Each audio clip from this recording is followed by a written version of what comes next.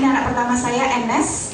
Mimpinya adalah membuat lingkungan menjadi indah. Maka dia punya perusahaan satu, sekarang namanya Save the Earth More Intensive atau SEMI. Di SEMI ini Enes mengelola bagaimana mengkampanyekan bahwa Indonesia tidak pernah punya sampah. Yang ada adalah bahan baku yang belum diolah. Dia mengkampanyekan itu, membuat image di semua warga bahwa kita nggak punya sampah. Yang ada adalah bahan baku yang belum diolah. Maka ayo kita olah. Maka dia mengajak mengumpulkan teman-temannya untuk mengumpulkan barang-barang sampah-sampah untuk diolah kembali menjadi produk yang bisa dijual. Gitu. Dan Enes inilah anak yang mendorong kami untuk melakukan banyak perubahan. Dia anak pertama, maka kami merasakan mendidik anak pertama dengan benar itu akan meringankan bapak untuk anak selanjutnya. Anak kedua, ketiga, keempat dan sebagainya enak sekali. Tapi kalau anak pertamanya sudah bingung gitu ya, seperti apa, maka adiknya kan melihat patron, contohnya, oh gitu ya, oh gitu ya.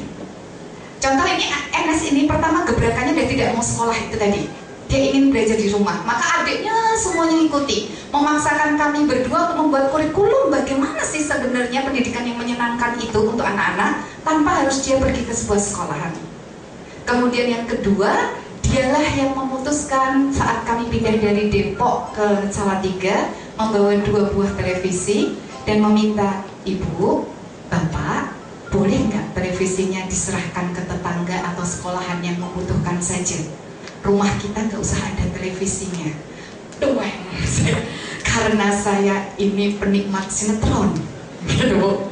Jadi kalau ada tersanjung 1236 gitu ya, nggak lihat 1237-nya gitu, rasanya ada yang hilang gitu. Ketika anak saya meminta untuk tidak ada televisi di rumah, maka saya meminta ngomporin yang kecil ini, Dek, kan ada film kartun deh, asik banget, nanti kamu ketinggalan film kartunnya.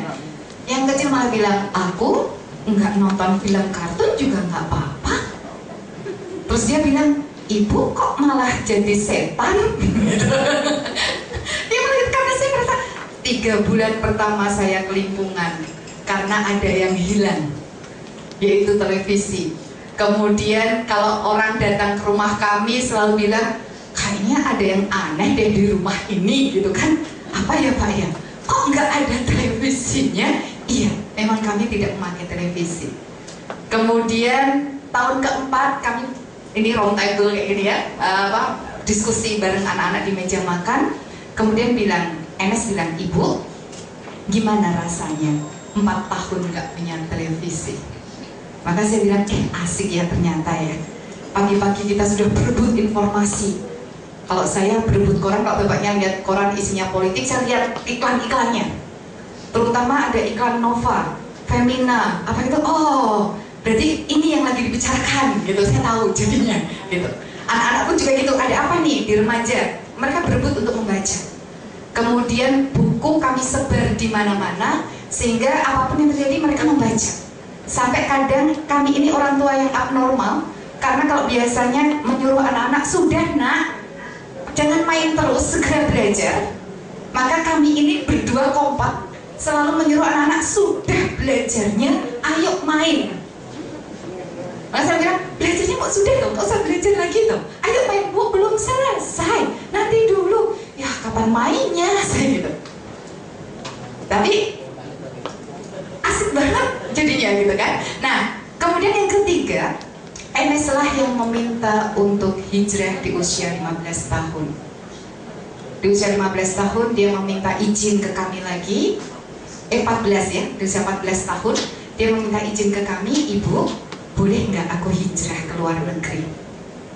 Satu kami bilang, nah, Ibu nggak punya pengalaman ke luar negeri. Bapak juga nggak punya pengalaman ke luar negeri.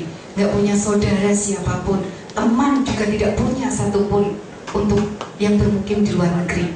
Biar nggak apa-apa, aku mau hidup sendiri.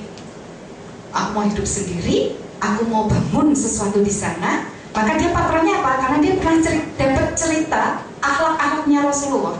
Maka satu hari dia bilang, Ibu, Muhammad itu hijrah dari Mekah ke Madinah.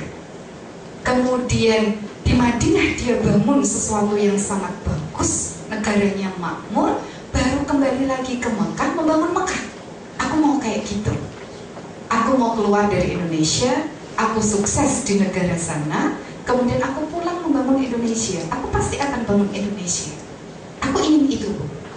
Karena alasannya jelas, maka kami meloloskan dengan semua hal berat hati, kami loloskan keinginannya. Hari ini dia mulai masuk ke Singapura. Tadinya pengen ke Australia, kemudian kami belokkan ke Singapura biar dekat. Yang pertama dekat, kalau mau ada apa-apa kami cepat. Kemudian yang pertama itu, yang kedua, Dek, di sana itu kamu akan ketemu orang-orang yang berbahasa Mandarin. Kamu akan kuat di perekonomian nantinya, yang memegang perekonomian dunia itu dari Cina. Maka kamu kuasai itu dulu, bikin link networking dengan Cina sebanyak-banyaknya, baru kamu pindah ke negara lain. Gitu. Oke, ya. Maka dia berangkat dengan semangat yang luar biasa, datang ke sana tanpa ijazah, langsung tes, dan akhirnya ditanya, kamu mau ngapain di Singapura? Saya mau bisnis, saya mau sekolah bisnis, dan saya mau bikin bisnis nantinya di negara ini. Maka dia bilang, kenapa kamu harus SMA? Kamu bisa langsung masuk ke pre-university kalau gitu caranya. Maka akhirnya dia tes dan bisa diterima, langsung masuk ke pre-university, dan anak itu ternyata ijazah tidak diperlukan. Maka dia senang sekali gitu kan, dia bisa masuk langsung ke pre-university, kemudian di sana masuk di sekolah bisnis di Singapura, dan memiliki 4 hal: belajar presentasi bisnis, negosiasi bisnis, meeting, kemudian writing, conversation, bahasa Inggris soal bisnis. Hanya itu saja dia pelajari. Dia tidak ada lagi kewiraan, sejarah, kemudian materi-materi lainnya. Dia hanya fokus belajar itu saja. Dan yang membuat saya ternyum adalah dia membuat networking sendiri. Dia bangun, ketok pintunya. Saya ingin belajar ini, bisa tidak? Saya ingin belajar ini, saya diizinkan atau tidak? Dia mencari guru sendiri. Maka di homeschooling kamu menekankan kamu tuh mandiri.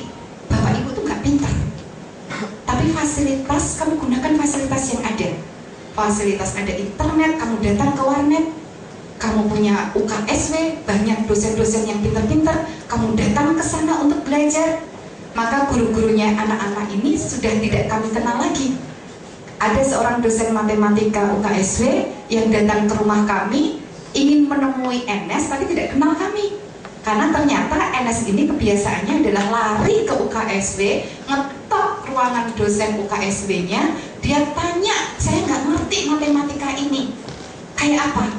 Kemudian akhirnya dosen UKSW itu melihat, kamu kok keren banget mau belajar ke sini, besok ikut saya seminar ya.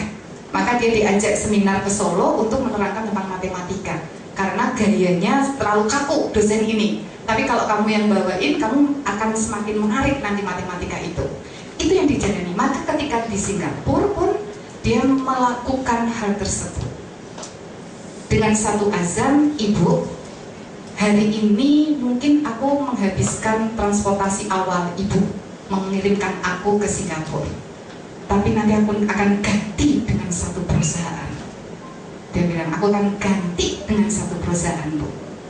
Aku lagi niat, aku sedang membuat jaringan.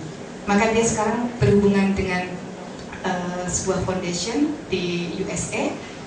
Dia saya jadi volunteernya ya, saya bantu untuk jadi volunteer. Maka dia bantu itu.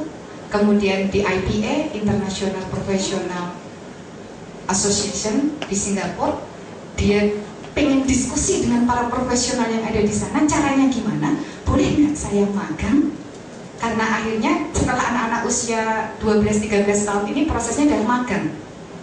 Siapa yang pertama kali mengajukan diri magang? Dia.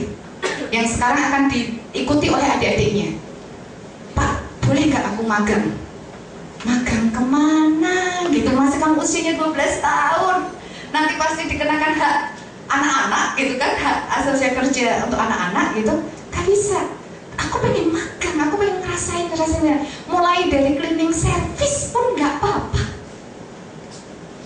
Kemudian akhirnya bapaknya punya kenalan sebuah perusahaan sekuritas yang akan membangun cabang di Solo. Kemudian kita mencoba menawarkan, boleh nggak anakku magang di sana? Oh, nggak apa-apa, bantu-bantu aja. Mulai dari bersih-bersih sampai shuttle kantornya gitu kan. Oke, anakku siap kalau itu, karena dia jago kamar mandi, dia jago ngosek kamar mandi, Bu. Jadi ilmunya itu aja gitu kan.